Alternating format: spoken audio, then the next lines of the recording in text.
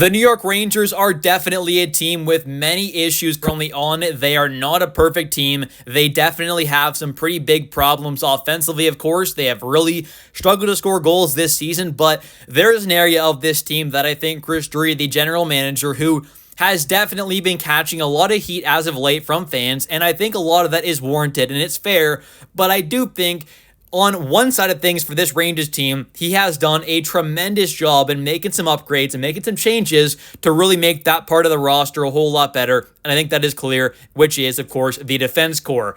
And I am by no means Chris Drury's number one fan. I think there are definitely a lot of questionable moves he has made in the past, but I think it is pretty clear that the changes he has made to this defense core have been really, really good. Right now, this team defensively is playing some, for the most part, I think tremendous hockey. I mean, I'm not saying they're a perfect defensive team or they're going to be a top 5 team going forward for the future, but I think they're obviously a much improved defensive team, and it's pretty clear that the additions that he made are a big reason for that. Adding in a guy like Vladislav Gavrikov, I think, was truly an amazing and such an incredible move by Chris Drury, and I don't think he gets enough praise for it. A 7-year deal with a $7 million cap hit for a true top pairing caliber number 2 defenseman who is a literal perfect partner for Adam Fox. I'll be completely honest, I'm not really sure how many other defensemen are out there that really could be a better fit to go alongside Adam Fox. Gavrikov is a big, veteran, physical, shutdown defensive defenseman. He plays a really good defensive game. He is phenomenal in his own zone. He can make the necessary kind of breakout passes. I mean, he's not some elite puck mover, but he's definitely not a bad one at that. He's got a pretty underrated offensive game, and I think we've seen some pretty good flashes of that this season where he's had some pretty nice goals there, has made some pretty nice passes, definitely putting up some good point totals, but he's mainly just going to be that good, reliable defensive defenseman. And that's the big thing there. He's going to be a reliable, trustworthy partner for Adam Fox who can, make those extra kind of, offensive moves there, be a little more offensive at moments to try and help this team produce a little more because he can rely on his partner there in Gavrikov, who he knows is going to be there to help shut things down defensively. And if he does get caught, Foxy does, Gavrikov is probably going to be there to make that play happen defensively to shut things down because he is just that good. I think he is a massive upgrade over a guy like Ryan Lindgren, who also ended up getting about a $4.5 million cap hit. Any day of the week, I'm going to pay an extra $2.5 million for a guy like Gavrikov. That is an absolute no-brainer. I think that also just goes to show that this Gavrikov contract is absolutely amazing for this Rangers team, and I don't think it gets talked about enough about how good a value that deal is. In 2 to 3 years, if he's still playing near this kind of a level, which I don't see why he wouldn't be able to, that is going to be an absolutely stellar, team-friendly, kind of amazing deal. It's just going to be an absolutely incredible deal with the cap going up as much as it is, with defensemen are going to start to get paid like 13, 14, 15 mil over the coming, seasons here. A guy like Gavrikov being at 7 mil who can be in the top pair, I think is just an incredible value deal. So I think right now it's already a team-friendly deal, but going forward, it's only going to look better and better as the years go on. And we're in year 1 of 7 right now. So I don't think this is one as well that, in year 5, 6, or 7, you're going to have to worry about it too much because by that time, a $7 million cap, it's going to be like number 4 or 5 defenseman probably at that point there. And honestly, with what Gavrikov can bring, and at that time, I still think he'll be a more than serviceable, probably top 4 caliber guy still, I'd imagine. So I think this deal long-term is going to be great. It's already great right now, and it has definitely helped reshape this defense core and made it a whole lot better. And I'm sure Foxy is definitely thrilled with this signing as he has finally gotten his truly elite top pairing defense partner.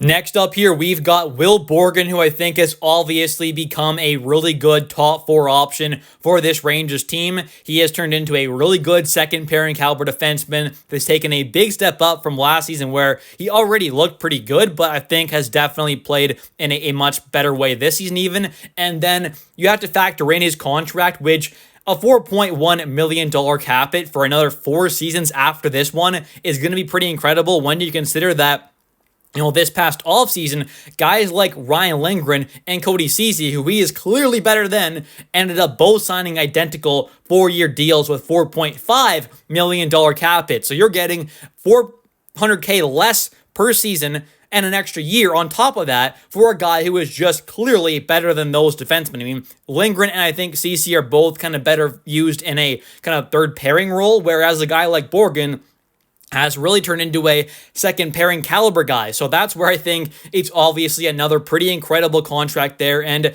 I get it. Chris Drury deserves a lot of heat for, what's kind of gone on with this team. Of course, he's, the general manager. He runs the show. He makes a lot of the big moves. But I think at the end of the day, he has made some really good moves. Some of them, I'm not saying all of them, but, the Gavrikov move was incredible. The Borgen signing extension and, of course, the trade there ended up being quite incredible. So I think there have been some questionable moves, but there definitely have been some really good ones. Gavrikov at $7 million and Borgen at 4.1 are some absolutely contract steals. I mean, if you kept around a guy like Trouba and K'Andre, you would have been paying them combined you're talking upwards of $16 million.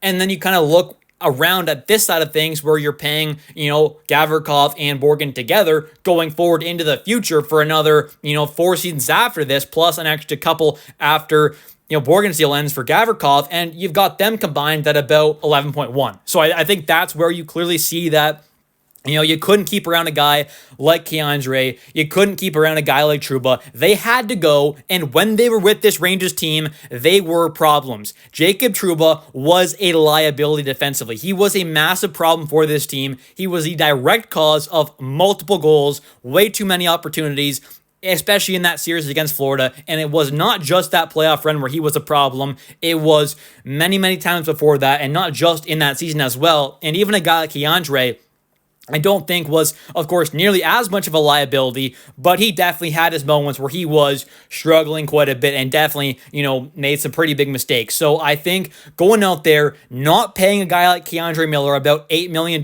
per season was a definite smart move. You got back some good assets. You ended up, of course, being able to go out there and sign Gavrikov on an incredible team-friendly deal. And 10 out of 10 times on this Rangers team, I am taking Gavrikov at a $7 million cap hit, then Miller at an 8.5. And I get he's been great with Carolina, but that is no surprise at all. They have an amazing defense core. They are a great defensive team. Adding in a guy like K'Andre, it's no surprise that it was going to work out with them. Of course, I'm not surprised by that at all. But with the Rangers, K'Andre probably was not going to take that big step up in his game. Probably just was not going to happen. And even if it was going to happen there, I'll still take a first, second, and Morrow and Gavrikov with a $7 million cap hit over K'Andre at 8 or 8.5 mil. I'll take that any day of the week. So to me, I think Chris Drury has definitely made some questionable moves, but I do think what he's done with this defense core for the most part over the last kind of season and a half or so now, I do think has been really good, and he's made a lot of good, smart moves there on this side of things. So the forward side of things, it's definitely a lot more questionable, but I do think defensively, he has made this team a whole lot better, and has definitely built them up a whole lot better for playoffs. Taking a look at a guy like Carson Soucy, of course, as well. At the time there, once he got traded for using that third-round pick, of course, that was picked up in that Riley Smith trade, I think it was definitely a little questionable there, but obviously, so far this season, I think it has definitely paid off quite a bit. A third-round pick for a guy who's been playing some solid minutes in a top-4 role, I think, is quite valuable. So I don't think at this moment that deal ended up looking too bad, of course. Last season, it was looking quite terrible. This season around, I think he's obviously played a whole lot better, and I definitely think a third-round pick for a serviceable, number 4/5 defenseman, a second-pairing caliber guy, I think is quite fine. Obviously, going forward, I don't think he's an option, to be on the second pair long-term, but for right now, he is definitely a fine kind of placeholder and definitely was worth that third-round pick, you could say. And this team defensively is definitely not perfect, but I do think they are, of course, massively improved from previous seasons. Anyways, thank you all so much for watching today's video. If you have enjoyed, definitely don't forget to click that like and subscribe button for daily New York Rangers content, as I do post a video every single day at 10 a.m. Eastern Time. And also, definitely don't forget to comment down below your thoughts on today's video. I'll catch you next one, and bye.